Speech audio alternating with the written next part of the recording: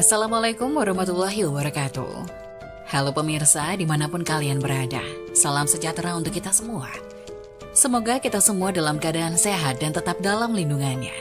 Kali ini saya akan membawakan cerita inspiratif dan menarik yang sayang untuk dilewatkan. Semoga kisah ini bisa memberikan manfaat dan pelajaran untuk kita semua.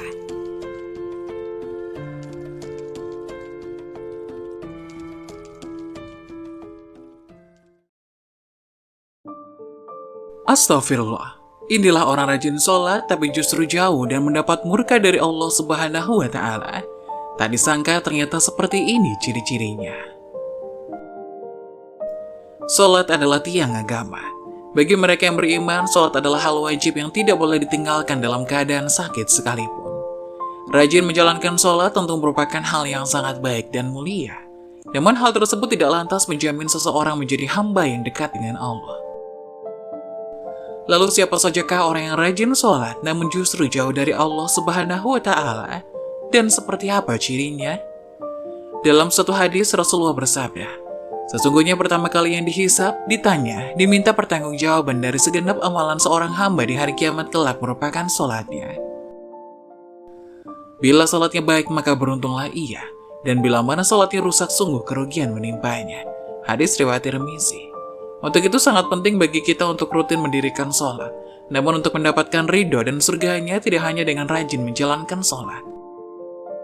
Hal itu hanya dilakukan dengan penuh kesadaran, tidak sebatas sebagai rutinitas harian, serta harus dibarengi dengan menjaga akhlak, serta hubungan sesama dengan manusia, agar tidak menjauhkan kita dari Allah Subhanahu wa Ta'ala, Sang Pencipta alam semesta. Berikut ini adalah orang yang rajin sholat namun justru jauh dari Allah Subhanahu wa Ta'ala. 1. Orang yang lalai dalam sholat. Pada hari kiamat nanti, ada banyak orang yang membawa sholatnya kepada Allah, kemudian mereka mempersembahkan sholatnya kepada Allah. Lalu sholatnya dilipat-lipat seperti lipatan pakaian yang kumal, kemudian dibantingnya ke wajah mereka.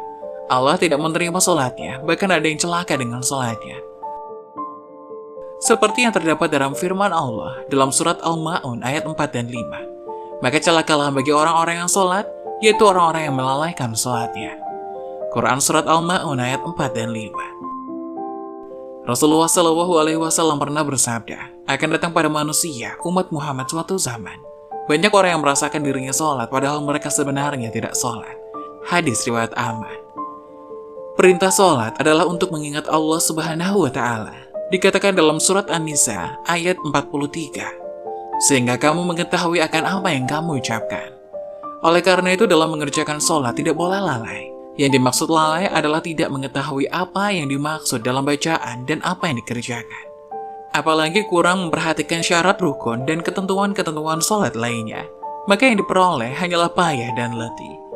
Rasulullah bersabda, berapa banyak orang yang sholat, keuntungan yang diperoleh hanyalah payah dan letih. Hadis riwayat Ibnu Majah. Jadi meskipun dirinya merasa sholat, tapi hakikatnya tidak sholat dan ia tidak akan mendapatkan hikmah Allah Subhanahu wa Ta'ala. Sholatnya pun tidak menambah dekat dengan Allah, tapi justru sebaliknya. Rasulullah menegaskan, barang siapa yang sholatnya tidak dapat mencegah perbuatan keji dan mungkar, maka tidak bertambah baginya kecuali semakin jauh dari Allah. Hadis riwayat Ali Ibnu Ma'bad. Kedua, orang yang suka menggunjing orang lain.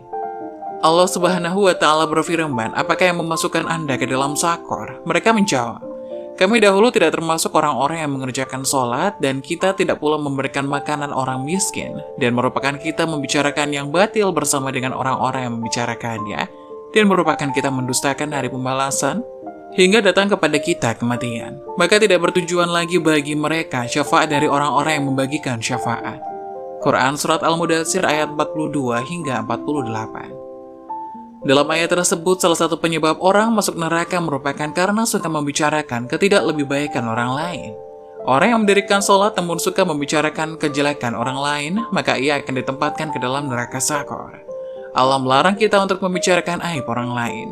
Allah Subhanahu wa Ta'ala berfirman, hai orang-orang yang beriman, jauhilah tidak sedikit purba sangka atau kecurigaan, karena sebagian dari purba sangka itu dosa.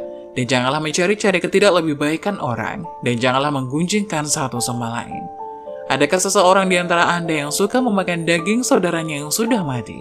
Maka tentulah Anda merasa jijik kepadanya dan bertakwalah kepada Allah. Sesungguhnya Allah Maha Penerima Tobat dan lagi Maha Penyayang. Quran Surat Al-Hujurat ayat 12. 3. Orang yang acuh pada sesama. Allah Subhanahu wa Ta'ala berfirman, "Sesungguhnya aku hanya akan menerima sholat orang-orang yang merendahkan dirinya karena kebesaranku, menahan dirinya dari hawa nafsu karena aku, yang mengisi sebagian waktu siangnya untuk berzikir kepadaku, yang melazimkan hatinya untuk takut padaku, yang tidak sombong kepada makhlukku, yang memberikan makan pada orang yang lapar, yang memberikan pakaian pada orang yang telanjang, yang menyayangi orang yang terkena musibah, yang memberikan perlindungan kepada orang yang terasing. Kelak cahaya orang itu akan bersinar seperti cahaya matahari. Aku akan berikan cahaya ketika dia kegelapan. Aku akan memberikan ilmu ketika dia tidak tahu. Akan kulindungi dia dengan kebesaranku. Aku akan suruh malaikat menjaganya. Kalau dia berdoa padaku, aku akan menjawabnya. Kalau dia meminta padaku, aku akan segera memenuhi permintaannya. Perumpamaan di hadapanku seperti perumpamaan surga Firdaus." Dalam hadis yang lain, Rasulullah SAW menyebutkan bahwa salah satu cara mendekatkan diri kepada Allah ialah bersifat dermawan dan senang membantu orang lain, terutama kepada orang yang sedang kesulitan. Rasulullah SAW bersabda, "Orang yang dermawan dekat dengan Allah, dekat dengan manusia, dan dekat dengan surga. Sedangkan orang yang bakhil atau pelit jauh dari Allah, jauh dari manusia, dan dekat dengan neraka." Orang dermawan insya Allah akan menemukan kenikmatan di dalam sholatnya karena ia dijaga oleh para malaikat, diberi cahaya dalam kegelapan, dan diberi ilmu secara langsung oleh Allah Subhanahu wa Ta'ala masuk ke dalam hati sanubarinya. Keempat, orang yang ria. Sebab pertama yang ternyata mampu menjerumuskan seorang ahli ibadah tetap mendapat azab, bahkan menjadi penghuni neraka, adalah karena mereka ria. Hal tersebut terjadi apabila semua amal saleh yang dilakukan selama di dunia ini bukan untuk mencari ridha Allah, melainkan dilakukan karena ingin ria atau pamer dan mengharapkan pujian dari manusia. Allah Subhanahu wa Ta'ala berfirman, "Sesungguhnya orang-orang munafik itu menipu Allah, dan Allah akan membalas tipuan mereka. Dan apabila mereka berdiri untuk sholat, mereka berdiri dengan malas. Mereka bermaksud teriak dengan sholat di hadapan manusia, dan tidaklah mereka menyebut Allah kecuali sedikit sekali." Quran Surat An-Nisa ayat 142. Oleh karena itu, sebaik-baiknya amalan adalah amalan yang dilakukan ikhlas dan murni lillahi ta'ala, hanya demi Allah, dan cukuplah kita berharap pada ridho dan balasannya atas apa yang telah kita lakukan, karena Allah Subhanahu wa Ta'ala adalah seadil-adilnya pemberi balasan. Menjaga hati dan niat merupakan hal yang harus kita jaga dalam melakukan apapun, agar semua amalan tersebut tidak berujung sebagai cambuk bagi kita yang membuat kita menjadi ria kepada sesama. Kelima, orang yang suka berdusta. Berdusta merupakan salah satu dosa besar dan diancam siksa pedih di akhirat kelak. Di zaman seperti ini, kebohongan tampaknya sudah menjadi kebiasaan di kalangan masyarakat.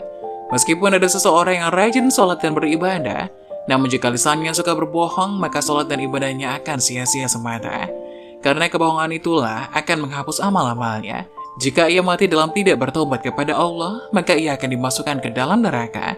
Allah Subhanahu wa Ta'ala berfirman, "Sesungguhnya yang mengada-ngada kebohongan hanyalah orang-orang yang tidak beriman kepada ayat-ayat Allah, dan mereka itulah orang-orang pendusta." Quran Surat An-Nisa ayat 105. Berbohong menunjukkan salah satu ciri dari golongan orang yang munafik. Untuk itulah mengapa kita sebagian umat Islam wajib menjauhi yang namanya tindakan dusta, karena itu dapat menyengsarakan kita baik di dunia maupun di akhirat. Nah, itulah orang yang rajin sholat tapi justru jauh dan mendapatkan murka Allah. Semoga penjelasan tadi dapat memberikan hikmah dan bermanfaat untuk penonton semuanya. Jangan lupa like, subscribe channel ini agar tidak ketinggalan info-info bermanfaat lainnya. Sekian dari kami, terima kasih. Wassalamualaikum warahmatullahi wabarakatuh.